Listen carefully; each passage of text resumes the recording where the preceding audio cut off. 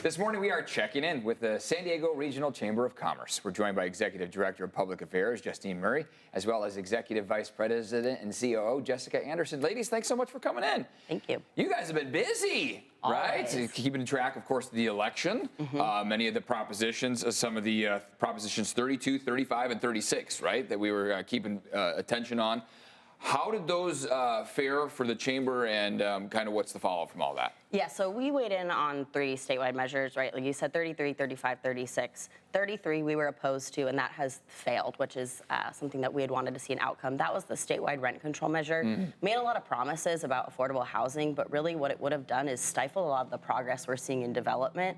For us, our mission is to make the San Diego region the best place to live and work. We have to have an adequate housing supply. So anything that's going to be detrimental to that effort is a priority for us. 35, a little technical in nature. That's the one related to hospitals and industry. And that is an MCO tax. It's already approved tax that provides some sustainable funding so that our healthcare industry doesn't have to renegotiate with the legislature. For our industry here, that's continuation of services, jobs, it's services for our employees. And then 36, that's the one that everybody has talked about. That's the retail theft and organized crime. So, you know, public safety for employers, employees, and 35 and 36, we were both strongly involved in promoting those campaigns, and those both had overwhelming support at the state level. And Jessica, the Chamber spoke publicly about a few of the statewide propositions. We also want to know how the Chamber recently signed on to this U.S. Chamber Disaster Relief Coalition letter. What was this letter all about, and kind of what was the outcome? Turn it to Justine for that one.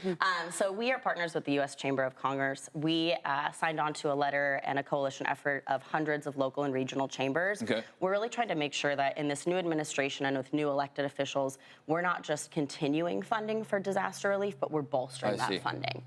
And so it's important. They've found that for every dollar spent in being proactive with these measures, you have $13 saved on the back end. So when it comes to things like resiliency funding with FEMA, small business emergency loans, even Department of Transportation emergency funds for things like roads and bridges, we want to make sure that, yes, there are resources going to the south for the hurricanes, but if those are depleted and there's a disaster that comes up in the western United States, wildfires, we've been lucky these last few months. But we want to make sure we have our fair share of funding should our community need it. We got to be ready. We have to. Jessica, you guys were recently in Mexico. Big delegation went down there. Who'd you meet? What'd you talk about? And how is the relationship and everything there?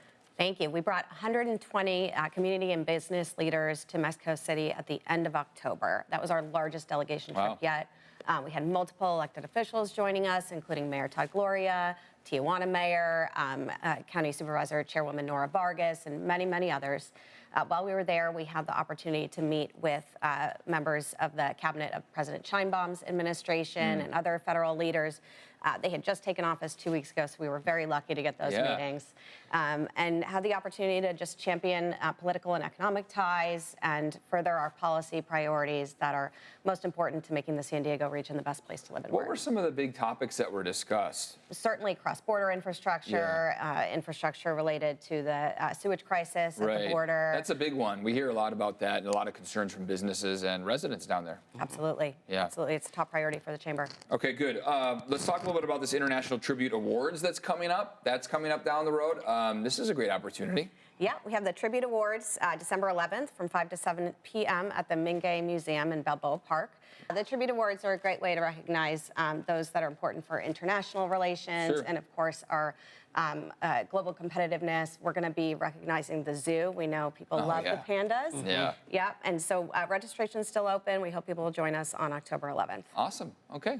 Well, guys, if people want to learn more about the great efforts you guys are doing on the chamber, how you're there on behalf of San Diego, where can they learn more about what's coming up next down the pipeline? Can always visit our website, sdchamber.org. We're very active on all social media platforms, but whether it's getting involved with our Business After 4 mixers, whether it's going on our delegation trips, we've got Sacramento coming up, DC coming up, right? They can always contact our team too and me on the policy team and learn how to get involved with the chamber and our advocacy. New faces up there in Sacramento as well that you guys are making those connections Definitely with, right? Making sure San Diego's at the table. Awesome. Well, thanks for fighting on behalf of San Diegans. Thank you. Appreciate you guys.